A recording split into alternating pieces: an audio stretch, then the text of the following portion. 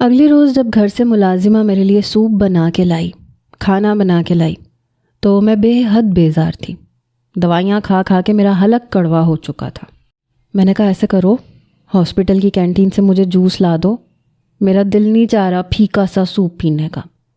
وہ فوراً ہی میرے کمرے سے باہر نکل گئی۔ کھانا میرے لیے گھر سے ہی آتا تھا، عارف بھائی بھی رات کو مجھ سے ضرور ملنے آتے تھے۔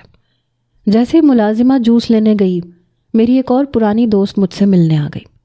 میری دوستوں کا ابھی تک مجھ سے ملنا جلنا تھا، میرے گھر بھی آ جاتی تھیں، البتہ رمشا سے میری گہری دوستی تھی۔ میری دوست فرحانہ مجھ سے ملنے آئی تو فلاور بوکے لے کے آئی۔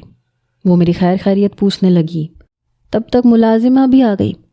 اس نے جوس میری دوست کو بھی پیش کیا، مجھے بھی۔ کچھ دیر بعد فرحانہ واپس چلی گئی۔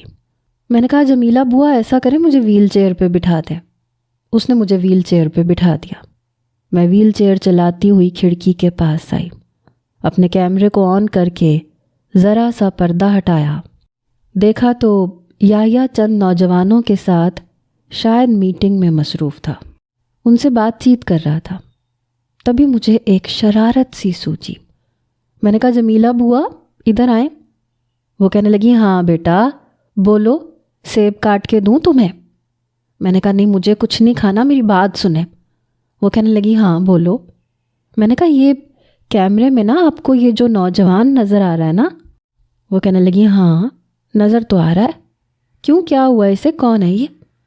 میں نے کہا میں نے آپ کو سوال جواب کرنے کے لیے نہیں کہا۔ وہ کہنے لگی ٹھیک ہے بیٹا، پھر کیوں بات کر رہی ہو، کون ہے یہ؟ جمیلہ بوا بھی جب تک بال کی کھال نہیں نکال لیتی تھی انہیں چین نہیں آتا تھا۔ میں نے کہا یہ مین گیٹ ہے۔ میں نے اسی آفس کے نیچے کیمرہ کیا اور انہیں مین گیٹ دکھایا۔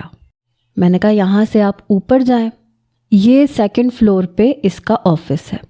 یہ فلاور بوکے آفس کے دروازے پہ بیٹھے چپڑاسی کو دے دیجئے گا اور اسے کہیے گا کہ یہ یحییٰ سکندر کو دے دے۔ وہ کہنے لگی بیٹا وہ کیوں، یہ پھول تمہاری سہیلی لے کے آئی ہے، تم اس لڑکے کو کیوں دے رہی ہو؟ میرا جی چاہا میں اپنا سر دیوار پہ دے ماروں یا پھر جمیلہ بوا کا۔ میں نے کہا جیسے آپ کو کہہ رہی ہوں آپ ویسا کریں، جلدی جائیں اور میں اس کیمرے سے آپ کو دیکھ رہی ہوں۔ وہ کہنے لگی لیکن بیٹا وہ پوچھے گا کیوں دیا ہے، اور اگر اس نے تمہارا نام پوچھا؟ میں نے کہا میرا نام آپ کو بتانے کی ضرورت نہیں ہے، میں جو کہہ رہی ہوں وہ کریں۔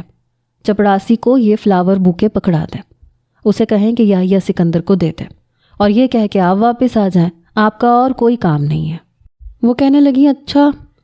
پھر وہ فلاور بوکے لے کے چلی گئی۔ میں نے جمیلہ بوا کو اسی بلڈنگ کے اندر جاتے دیکھا۔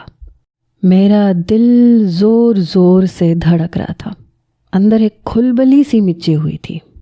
کچھ ہی دیر میں جمیلہ بوا واپس نیچے آتی ہوئی نظر آئی۔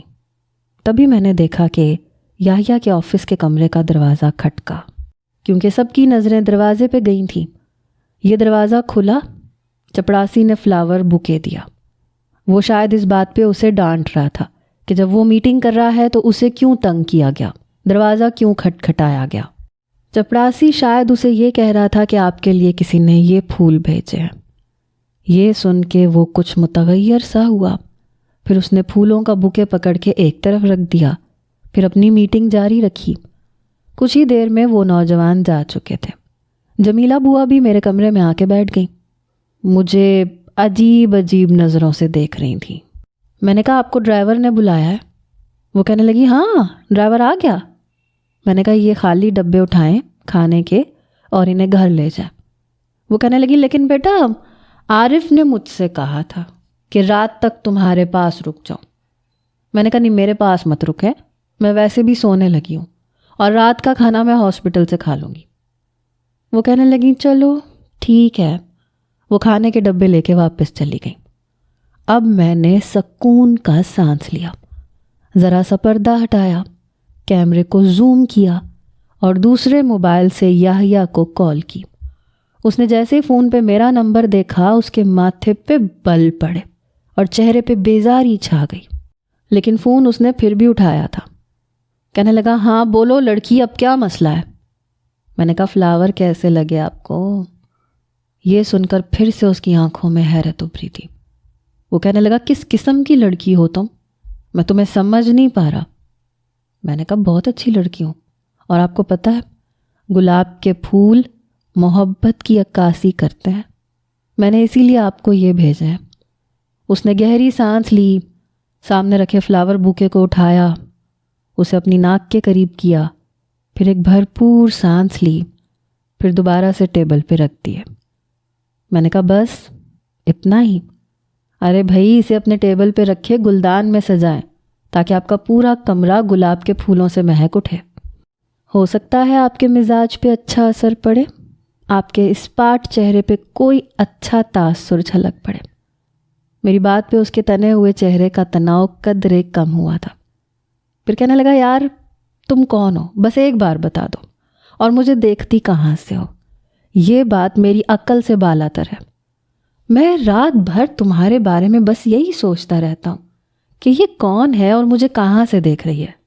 میں نے کہا بتایا تو ہے، میں آپ کو دل کی آنکھوں سے دیکھتی ہوں، آپ بھی دیکھ سکتے ہیں۔ پہلی بار میں نے اس کے چہرے پہ ذرا سی مسکراہٹ دیکھی تھی۔ وہ کہنے لگا دیکھیں مس، جو کوئی بھی ہیں آپ، میں چاہوں تو 2 منٹ میں تمہارا پتہ کروا سکتا ہوں۔ میں نے کہا میرے اس نمبر سے؟ یہ شوق بھی پورا کر لیں، کیونکہ یہ سم میرے نام پہ نہیں ہے، نہ میرے کسی رشتہ دار کے نام پہ ہے۔ میں نے تو ایسے ہی چلتے پھرتے کسی سے لی تھی، آپ نے مجھے اتنا بے وقوف سمجھ رکھا ہے۔ وہ کہنے لگا لڑکی چالاک ہو۔ اچھا خیر چلو یہ سب چھوڑو، صرف یہ بتاؤ کہ مجھے دیکھتی کہاں سے ہو؟ اب یہ مت کہنا کہ دل کی آنکھوں سے دیکھتی ہوں، میں افسانوی باتوں پہ یقین نہیں رکھتا۔ یہ کہتے ہوئے وہ کھڑا ہو گیا۔ شاید اسے کچھ شک سا ہوا کیونکہ وہ سیدھا کھڑکی کے پاس آیا تھا، پھر سامنے کی عمارتوں پہ بھی نظر ڈالنے لگا۔ ہاسپٹل کے برابر میں رہائشی اپارٹمنٹس بھی بنے ہوئے تھے، اس کی نظریں وہیں دیکھ رہی تھیں۔ پہلی بار میرا دل زور زور سے دھڑکا تھا۔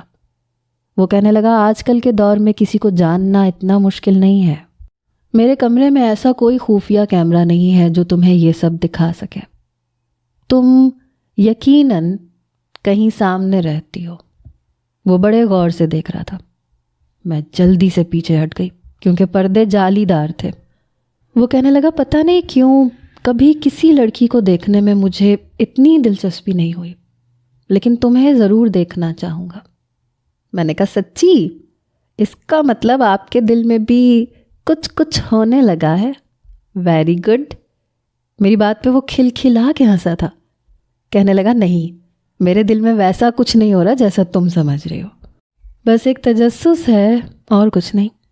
یہ کہہ کے اس نے ایک گہری سانس لی تھی۔ میں نے کہا جتنی محبت میں آپ سے کرتی ہوں کوئی دوسری لڑکی نہیں کر سکتی۔ آپ اندازہ لگا سکتے ہیں، آپ کے پل پل کی خبر رکھتی ہوں۔ پتہ نہیں کیوں لیکن میری اس بات کو سن کر وہ چپ سا ہو گیا۔ پھر کہنے لگا دیکھو یہ محبت وغیرہ پہ میرا یقین نہیں ہے، میں ایک پریکٹیکل قسم کا نوجوان ہوں اور حسن پرست بھی بہت ہوں۔ ہو سکتا ہے تم مجھے دیکھنے میں اچھی نہ لگو۔ میں نے کہا ہو ہی نہیں سکتا کیونکہ میں بہت خوبصورت ہوں۔ وہ کہنے لگا اچھا کتنی خوبصورت ہو ذرا مجھے بھی تو پتہ چلے۔ میں نے کہا جس دن آپ نے مجھے دیکھ لیا نا آپ اپنے ہوش کھو بیٹھیں گے۔ وہ کہنے لگا سچی؟ میں نے کہا مچی؟ تو پھر سامنے آ کے بات کرو۔